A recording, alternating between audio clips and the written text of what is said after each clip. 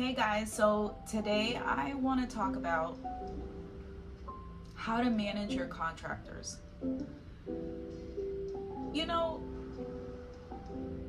if I would have never worked for an electrical supplier, I would have never been able to see the absolute dangers of what can happen when you hire a contractor.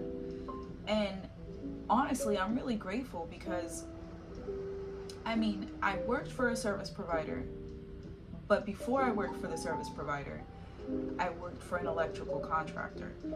And one of my main roles was to vet contractors. But more importantly, one of my main roles was to release the lien when they paid. But what happens when the contractor doesn't pay? Let's say you're paying your contractor, but they're not paying their suppliers. Guess what happens? Because we all know that in real estate, we're dealing with if the material, if the fixtures are in the property and installed in the property, it becomes part of that property. And by law, no one can rip it apart. So what does that mean is that when your contractors don't pay the supplier can go in and claim the lien. Now, in a claim of lien, when they go to file it with the clerk of court, they're taking the entire property for the $10,000 to $15,000 to $20,000, however much money you have in that property for material. So basically, you'll forfeit an entire property for supplies that contractors don't pay for. This is really important and it's really scary. So you have to be really careful. And this is what this show is about today, because I really want to make sure that we're protecting ourselves and fortifying ourselves in this situation. If you're a homeowner, then you may not have the capability to run a credit check on a contractor. You know, if you are a business, you may have the capability of doing so, but definitely partnering with someone who has the capability to run a quick Experian business on the contractor, seeing if they have any mechanical liens or any type of liens on their credit report. That's really significant and important. And you don't need to have all of the major setups to make sure that you get this done. And what I mean by major setups is there are a lot of federal regulations that protect consumer reports, but not so much business reports. You can run business reports without having the extra servers or the business, there are some things that Experian Business requires, right? Like, for example, having a sign out on a fixture, not a sign, right? Not a sign that can be removed, but a fixture on the street indicating that the business is there. So that's one of the requirements by law that Experian has to follow. You have to have your own server, but all of these things you don't need if you are running simple business credit, okay? So in your vendor selection, that thorough investigation is going to be really important. And if you don't have the capability of running a credit check on your contractors, I suggest that you partner with someone who has the capability of doing so, even if you have to pay a small fee, because I'm going to tell you, you have to think ahead. This is a chess move. You cannot forfeit your entire property. My God, that is a lot of money, okay? And if they claim the lien, guess who has to pay the mortgage due on sale? Okay? Even if it's technically still a sale, you have to pay that. So you don't want to get it gets very sticky. And so a thorough investigation on your contractors, I would highly suggest it. Trust me, guys, I've seen it time and time again. Not all contractors are shady like this, but for the most part, I've seen some that are. And we don't want to get in that messy situation, because tracking down, right, whoever puts the lien on the property, then there's going to be, and it's very stressful. So yeah, just make sure that you do a thorough investigation. Secondly, in your vendor selection, when you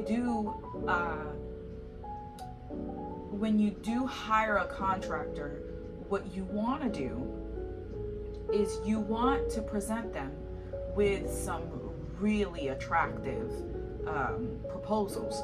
Okay, so one of the things that I did was I constructed a proposal, because before you can get a bid from the contractor, you need to tell them what it is that they have in store, right? So telling them, okay, what is the size of your portfolio? Do you have a large portfolio? And this is more for like business owners that manage multiple properties or that have multiple properties. Telling them the size of your portfolio, telling them how many properties you have in this county, how many units or doors, what is it that you have to offer them to get them in bed with you, to get them to be excited about really what business you're bringing their way, right? So making an attractive, before their offer, you make an attractive offer and let them know, yeah, this is what you have in store. Now, what can you give me? And then you can negotiate prices that way. I don't suggest that you do this with one vendor.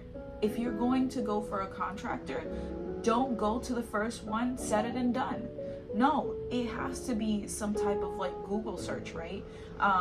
And if you think about, when you're shopping on Google, all different stores pop up. If you're shopping for a material, right, for an object, let's say I look for computers and I Google, computers. I can Google a MacBook, and if I'm Googling that brand, then different stores will pop up. Best Buy will pop up, Amazon will pop up. I don't know if Amazon, but you know what I mean. And the Apple Store will pop up itself. So I suggest that you shop for many. Don't shop for one, because this is your leverage, right? Once you get in there and you submit the attractive offer to all of the contractors, then you can start a bidding war. Now, bidding wars are not foreign in the real estate industry, right? The only thing is that bidding wars are more so for buying a house, right? So if you're buying a house, then the seller gets the chance, if it's an attractive offer, if this house is everything that you'd ever want, and a couple of people are interested in it, that's really good for the seller, because then the buyers will go into a bidding war. It's a silent war. It's not, bombs aren't being dropped anywhere. So it's just a very silent way of trying to get what you need for kind of throwing a little bit more to the mix, right? Throwing a little bit more money. Well, and in a vendor war, what we want to do is, all right, well, this vendor is giving me this. And that's how you negotiate contracts. If you have something, you have to stand your ground with a negotiation, because what you're doing is you're making your stance and enabling your company to start the bidding war, right? And what you do is you compare and contrast all of the bids. Once the bids come in, okay, well, they're willing to give me this term, they're willing to give me this price for whatever it is that you need, And then you go back to the next vendor. Maybe you like the next vendor, the next contractor a little bit more. And then you say, yeah, but so-and-so is giving me this. Are you able to match that? And that's how you negotiate contracts, okay? So the next thing about negotiating contracts is I want to make sure that you guys are clear on the terms and conditions that you want, okay? If the price is a little high, you have to negotiate that down. Okay, this vendor is giving me, and that's part of the negotiation, and that's part of the strategies that you want to make sure that you go in and say, yeah, but this vendor is giving me this. Are you willing to match that? But I want to tell you, the first time that I negotiated a contract, I was really upset with myself, because one of the things that I didn't negotiate all the way through was the terms and conditions. And I didn't get down to what I wanted it to look like in terms of how the payments will be made. And from that moment, I kicked myself in the butt so hard that I remember thinking, this will never happen to me again. And the next contract that I negotiated, oh, you better believe that the terms and conditions were exactly how I wanted them. And I wasn't going back on that, because this is really important for budgeting. If we're not budgeting in this contract to best meet our needs, we're managing properties. Okay, so what that means in property management is that taxes are coming around.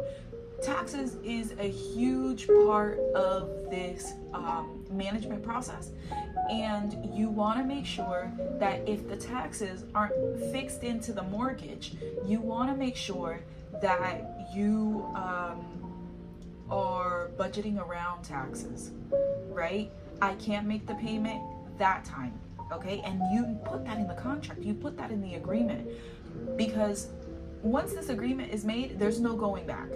So you want to make sure that you really create the strongest agreement that you possibly can. Okay, so negotiating the times based on your budget. Now, in contract negotiating, you have to make sure that you take care of the legal risk review, right? You don't want to go into it with any legal risks. So what I would say is this, and this is part of checking the backgrounds of these contractors, okay? Because like I said, if they go in, okay, when I worked for the supplier and the contractors weren't paying, I would get calls from homeowners saying, hey, what's going on?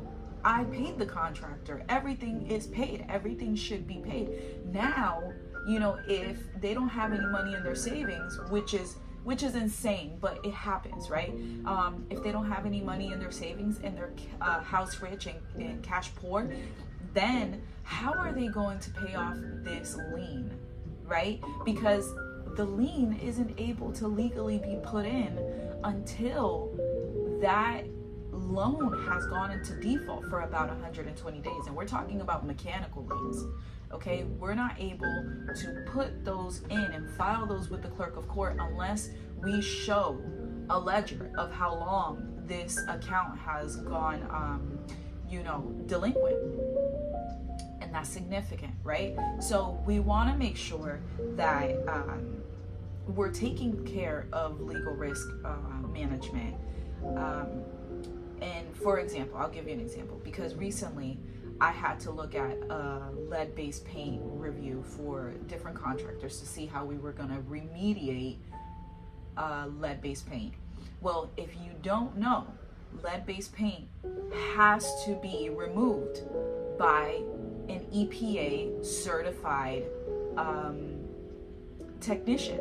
It's not, this is a technical thing, because one, they have to be certified by EPA, the Environmental Protection Agency, and this is just a federal regulation, so we're not able to go in and remediate it ourselves, which is something that we've, we thought of, but it's not something that we can go in and do because it's illegal, right? And in order to submit documentation that the lead-based paint has been removed, you have to submit documentation by a certified technician who was approved by EPA, Environmental Protection Agency. So there are 4 ways to remediating lead-based paint. One of them is encapsulating it. That entails it's a watertight bond paint. It's like a coat, and they put it over the lead-based paint. But the problem with this one is that it wears over time. When it oxidizes, it wears. Anytime you open your windows, anytime you open your doors, the air comes in and it'll wear off. So I would suggest to stay away from it. If you're gonna pay all this money, stay away from it, right? Pay a little bit more. Don't be so cheap, okay? Because you're going to come across this again, and you don't want to come across it again. Because one thing about it is that, let's say your tenant falls behind on their bill, on their rent, and they look for subsidies. Most of the time, some organizations won't come in and test and inspect for lead-based paint, but depending on where the money is coming from and the budget is being pumped from, if the budget is being pumped from federal money, then they're going to inspect for lead-based paint. If the budget is being pumped from local and state money, they're not, because they could play by their own rules. But federal regulation is really, really tight on lead-based paint. Is part of Title 10 law in the real estate law. Sorry, not in the real estate law, but in federal law. So we want to make sure that, one, we're not doing like a fly-by-night kind of remediation. If you're going to go for a remedial option, then go for one that is not going to wear so easily or won't wear at all. That's not the option. The other one is enclosure, right? So this option is where you basically take drywall and enclose the lead-based paint on the walls. I wouldn't suggest this. The reason why is because it's on all surfaces. Paint is on all surfaces. If they painted previous to 1978, that is when lead-based paint was really prominent. It was a thing, it was the next best thing since sliced bread, and people were painting a lot with lead-based paint. So it's not just the walls that were painted, it's the door frames, it's the doors, it's the window frames, right? So you want to make sure that you don't try to enclose anything. So enclosures is just not what we're going for. Now, the next option is removal. Removal is where they come in with like a sandblaster and a HEPA vacuum. And a HEPA vacuum is just the grade of the vacuum, and it really sucks everything away from the wall, right? As you sand, it's taking everything away from the wall. But here's the thing. Remember, I said it has to be by a certified technician, right? So I also looked into, maybe can we get this machine and do it ourselves? No, you cannot. You have to get a certified technician. But this option is the best option. I'll tell you why. So the other option is replacement, and this is like a mini renovation. This is like new drywalls, new door frames, new doors, new windows. Ain't nobody got time for that. Who's doing a mini renovation unless it's your personal property, unless this is your home and you have the money and you want to ball out of control? Go ahead and do it. But I don't suggest anyone to do a mini renovation on a basis of lead-based paint. Get it stripped. The reason why I'm telling you do the removal option with the stripping is because all of the encapsulating and with a coat is just out of the question, okay? But enclosure and replacement, enclosure doesn't take care of the paint that is, remember, enclosure is the option that just covers the walls. We don't want that, right? So replacement is the mini renovation. Okay, so if your contractor is getting supplies from a supplier and they're creating, because this is something that contractors can do, they can create a mother account and create job accounts. So based on the job that they're doing for you, they can create an account just for you. This is the dangerous part. And based on the job they're doing for someone else, they could create a job just for them. And usually the supplier won't really go into checking too much into it. Once the mother account has been created and then the subsidiary accounts, the job accounts start being created, they don't check those job accounts as much. The mother account is the one that's vetted, and that's where they do the credit check. They make sure that they've had at least 2 trade lines, and they really want to do some type of credit background check on the contractors. But all other accounts kind of just flow in the wind.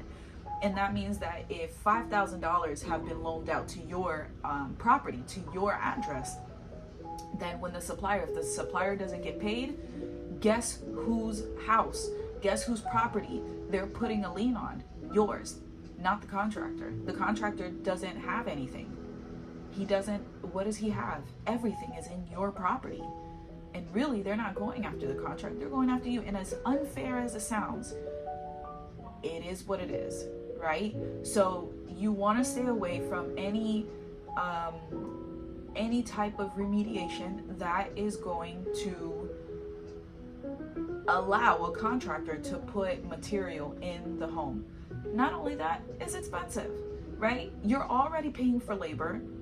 Think of the job cost. You're already paying for labor. You don't want to pay for material. That's just the bottom line. If you must pay for material, just pay for regular paint. Regular paint is really cheap compared to drywall, right? Compared to other fixtures, compared to an entire door, right? So taking care of those legal risks.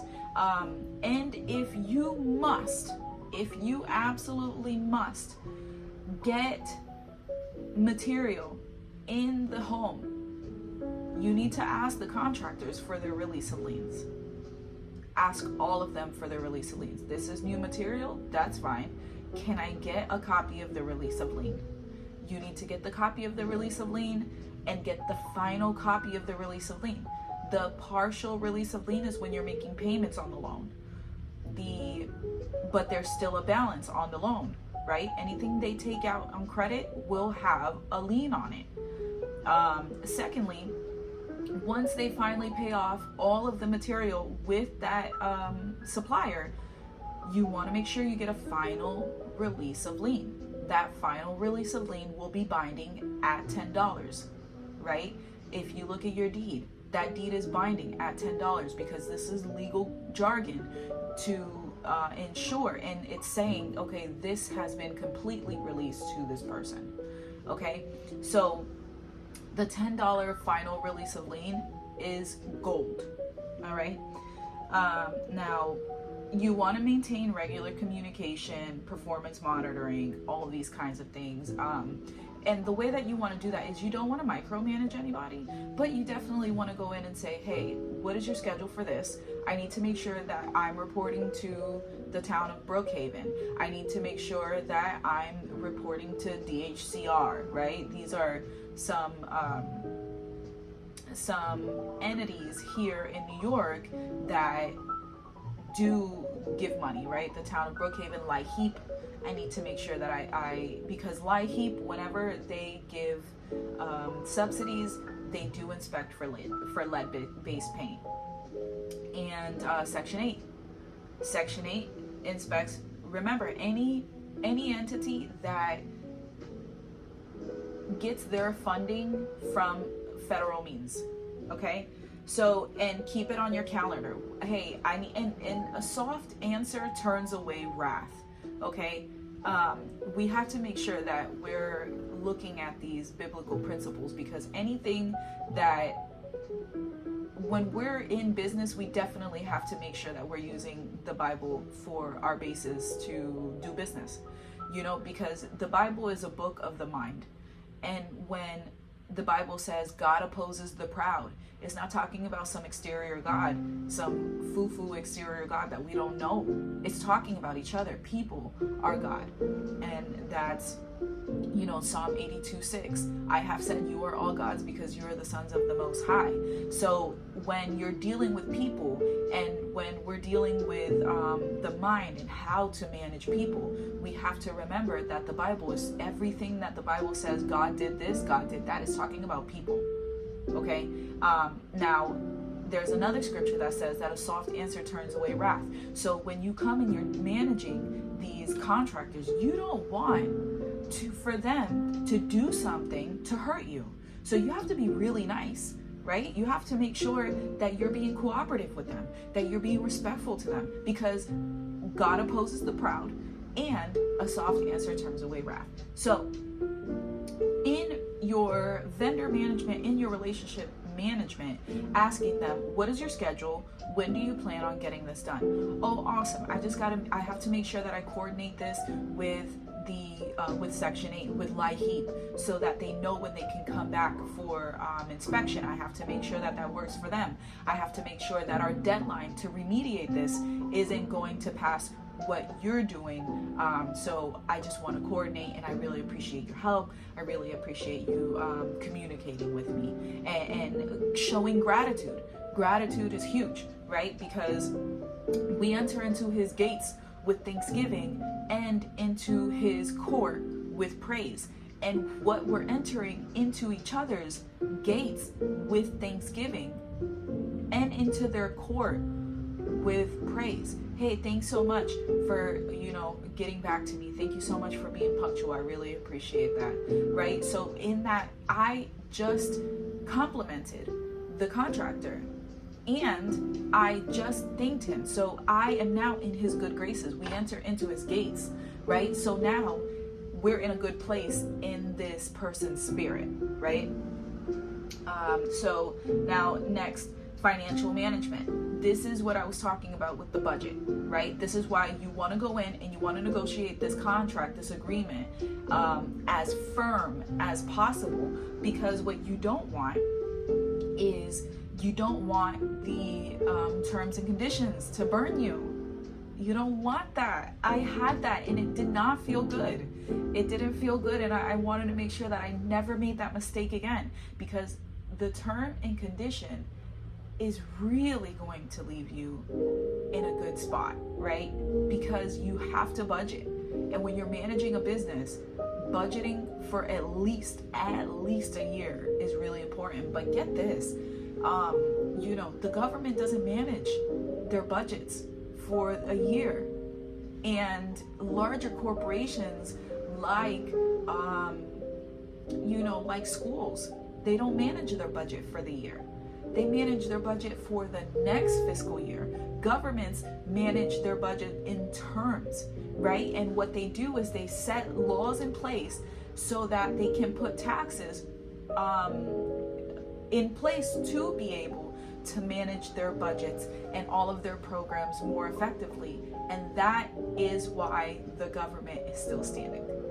That's why they're still doing really, really good. People are afraid of, I heard this guy yesterday talking about how he thought that New York was going broke.